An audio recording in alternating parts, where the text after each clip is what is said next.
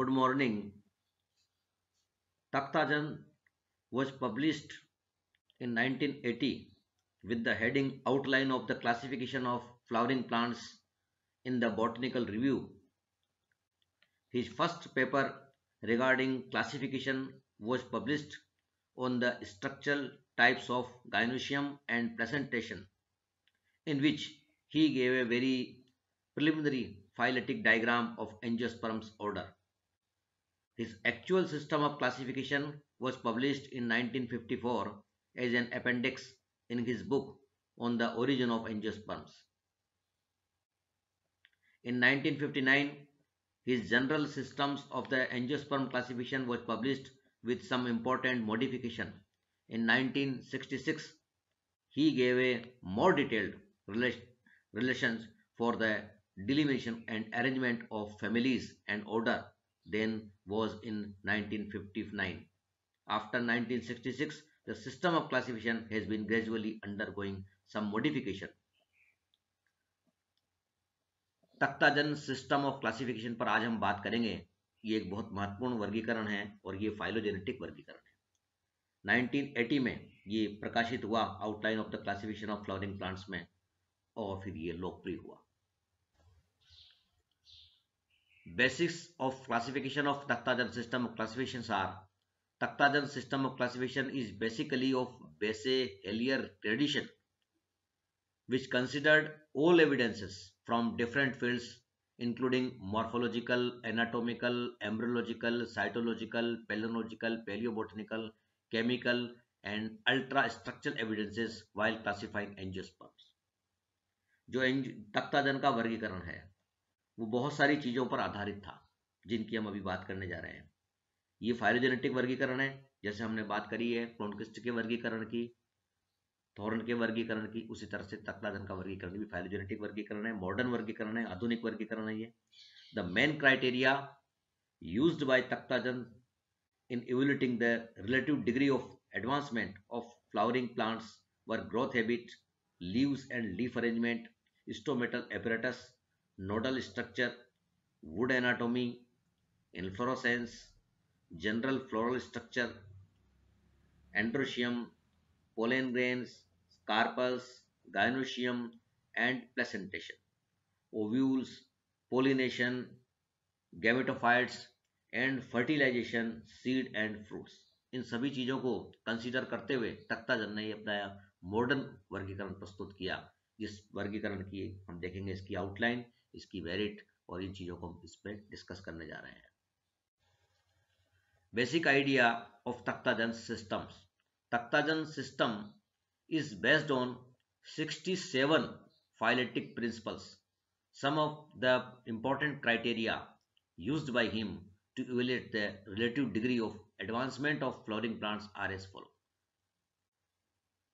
इन्होंने किस करैक्टर्स को प्रिमिटिव माना, किस करैक्टर्स को एडवांस माना, उन करैक्टर्स के आधार पर यह वर्गीकरण प्रस्तुत किया गया। इसमें से कुछ जो महत्वपूर्ण क्राइटेरिया थे जो तख्ताजन ने फॉलो किए, उनको हम यहाँ पर देख रहे हैं कि कौन सा करैक्टर्स प्रिमिटिव है, कौन सा करैक्टर्स एडवांस है। इनको लेते हुए इन्होंने अपना वर्गीकरण की रूपरेखा प्रस्तुत करी।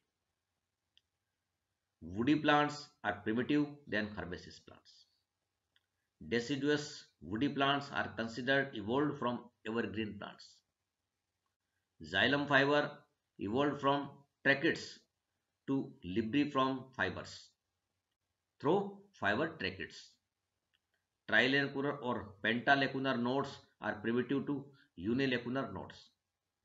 इन्होंने वुड एनाटोमी, नोडल एनाटोमी इनको कंसीडर किया और अपने वर्गीकरण में इनको एक महत्वपूर्ण स्थान प्रदान किया।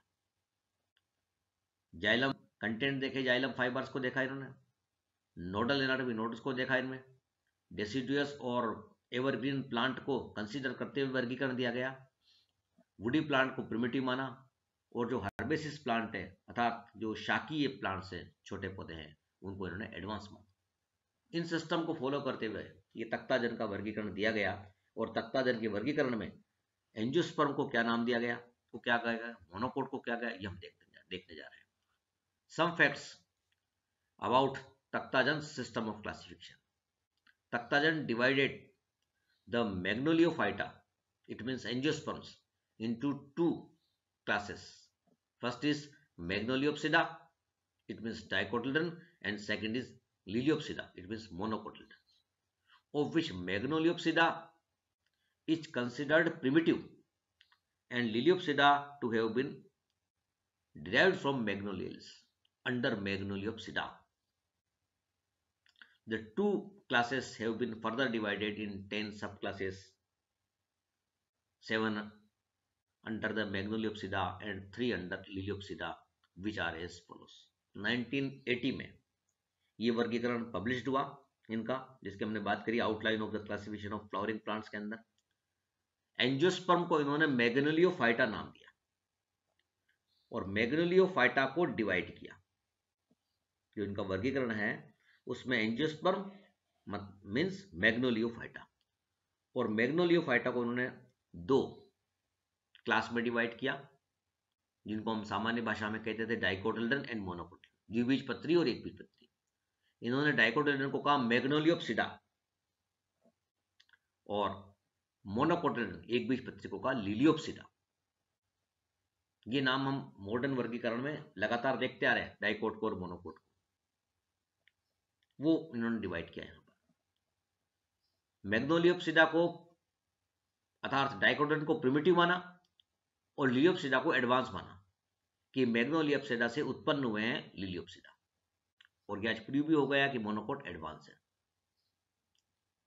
और मैग्नोलियोप्सिडा को, जिसमें शुरुआत मैग्नोलियस से की गई, उनको बहुत प्रिमिटिव माना, जिसमें मैग्नोलियसी रेननकुलेसी थे, उनको प्रिमिटिव इन्होंने कंसिडर किया। तख्ताजन्स divided division Magnoliophyta or angiosperm in two classes, Magnoliopsida or dicotyledons and Liliopsida or monocotyledons. He further divided Magnoliopsida into 7 subclasses, 20 superorders and 71 orders, and Liliopsida or monocotyledons into 3 subclasses, 8 superorder and 21 orders. In all, he recognized 92 order and 410 families of angiosperms. एक बड़ा रूपरेखा वर्गीकरण की प्रस्तुत करी इनने, नीचे तक जाते हुए ऑर्डर, सुपर ऑर्डर, फैमिली तक इन्होंने वर्गीकरण पूरा प्रस्तुत किया। इसकी आउटलाइन वर्गीकरण हमने देखने जा रहे हैं। Outline of Takhtajan system of classification. इसमें हम देख रहे हैं मैग्नोलियोफाइटा, इट मीन्स एंजियोस्पर्म, इनको दो सब क्लास दिखाई दे रही है हमें, मैग्नोलियोफाइटा अर्थात द्विबीजपत्री और लिलियोप्सिडा अर्थात एकबीजपत्री मोनोकोटिल्डन्स। फिर मैग्नोलियोफाइटा की जो सब क्लास है वो हम यहां चार्ट के अंदर, फ्लो चार्ट के अंदर देख रहे हैं। मैग्नोलियोफाइटा की इनकी जो सब क्लास है, इनकी जो पहली सब क्लास है वो है मैग्नोलियडी, देन निम्फियडी, निलंबोइनिडी थर्ड नंबर पर, फिर है रेननकुलेडी, देन कैरियोफिलियडी, उसके बाद हेमिलियडी, देन डायलिनिडी, देन रोजेडी, देन कार्निडी, देन एस्ट्रिडी और देन लेमिडी। ये इन्होंने जो डिवाइड किया, ये इनकी सब क्लास थी मैग्नोलियोफाइटा की अर्थात द्विबीजपत्री। जो पहला हमने बात करी उसमें मैग्नोलियल्स, लोरेल्स इत्यादि को रखा गया। जो हमने बात करी निम्फिडी की, उनके अंदर निम्फियल्स, रेननकुलोइडी आदि रखी गई। फिर हम जो इसमें देख रहे हैं महत्वपूर्ण नाम रेननकुलिडी, उसमें रेननकुलेसी रखी गई। इस प्रकार से नाम से हमें दिखाई दे रहा है कि इसके अंदर कौन सी जो है फैमिली वो रखी गई। जैसे अभी हमने यहाँ देख रहे हैं हम एस्ट्रिडी और लेमिडी लास्ट में। तो जो लेमिडी थी उसके अंदर लेमियल्स, स्क्रोफुलियल्स, पोलीमोनियल्स आदि ऑर्डर और ये रखे गए। और जो सबसे एडवांस माना गया, एडवांस जो प्रगत माना गया, जिसको हम देख रहे हैं यहाँ पर एस्ट्रिडी को और लेमिडी को, उसमें एस्ट्रिडी में रखा गया इसमें कैम्पेनुलेल्स, केलिरेल्स, एस्ट्रेस अर्थात एस्ट्रेसी फैमिली, लेमिएसी फैमिली यहाँ पर इन्होंने अपने वर्गीकरण में एडवांस रूप में ट्रीट की गई और इनको हम एडवांस फैमिली के रूप में मानते हैं। तो ये इनके मेरिट में है कि तख्ताजन ने मैग्नोलिएसी को प्रिमिटिव रखा, मैग्नोलिएसी को, और इनको एडवांस रखा, एस्ट्रिस इत्यादि। अब हम देख रहे हैं मोनोकोटिलडन्स अर्थात एकबीजपत्री जिसको नाम दिया गया है लिलियोप्सिडा। लिलियोप्सिडा में जो हम देख रहे हैं सब क्लास, उनकी जो सब क्लास है उसमें है लिलेडी, उसके बाद कोमेलिनिडी, देन एरिसिडी, उसके बाद एलिसमेडी, देन ट्रायुरेडी और देन एरिडी। ये जो हम देख रहे हैं इनके वर्गीकरण में, उसमें जैसे एलिसमेटेसी, इसमें एलिसमेटेल्स, नेजेडेल्स आदि आएंगे। जो लिलियडी है उसमें ट्रायोडेल्स आएंगे, और लिलिनी में लिलियल्स इत्यादि आएंगे। इस प्रकार जो हमने नाम यहाँ देखने जा रहे हैं, और लास्ट में हम देख रहे हैं एरिडी को, जिसके अंदर एरेल्स उनको शामिल किया गया एडवांस मानते हुए। तो इस प्रकार से जो हम वर्गीकरण देख रहे हैं तख्ताजन का, उसमें मोनोकोट को एडवांस माना गया। ये तो हम देख रहे हैं लिलियोप्सिडा को, और मैग्नोलियोफाइटा को पहले रखा, मैग्नोलियोप्सिडा को और लिलियोप्सिडा को बाद में रखा, अर्थात इनको एडवांस रूप में ट्रीट किया। इसी के आधार पर हम बात कर रहे हैं merits of Takhtajan system of classification, कि क्या इनके गुण हैं, किस प्रकार से हम इनको बढ़ाई कर सकते हैं इनकी, तख्ताजन के सिस्टम की। अवगुण तो होंगे ही, लेकिन गुण के रूप में क्या हम देख रहे हैं, देखो, the dicot, it means Magnoliopsida, has been discussed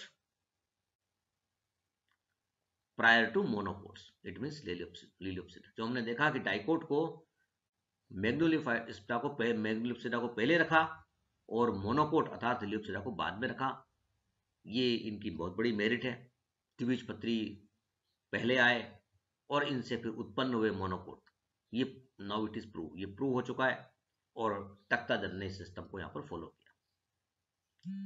the families are small homogeneous units made up of closely related genera. The dicot begin with magnoliales, जिसकी हमने बात करी, डाइकोट की शुरुआत हुई है मैग्नोलियल से। The dicot begin with magnoliales which is highly satisfactory, as magnoliales are universally considered to be the most primitive living angiosperms. ये प्रूव हो चुका है कि मैग्नोलियल्स प्रिमिटिव है, और इन्होंने सबसे पहले डाइकोट को रखा, डाइकोट में भी सबसे पहले मैग्नोलियल्स को रखा।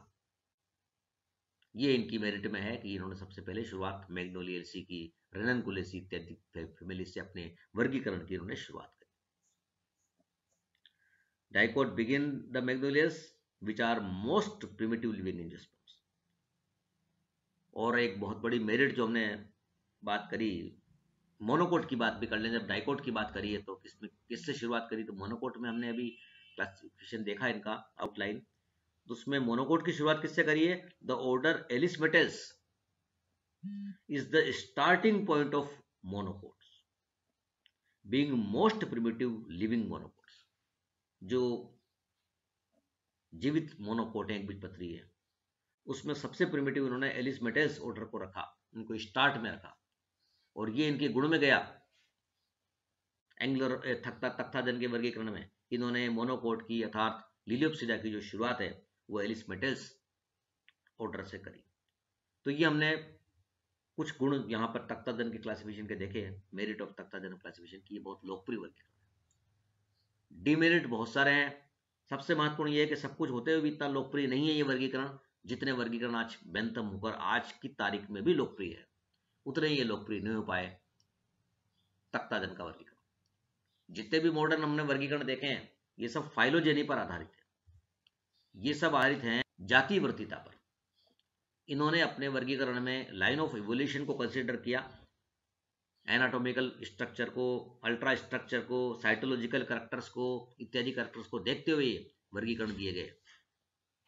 और उनमें प्रिमिटिव और एडवांस कैरेक्टर को पहले इन्होंने अपने वर्गीकरण में सेलेक्ट किया कि कौन सा कैरेक्टर प्रिमिटिव है, कौन से कैरेक्टर एडवांस है।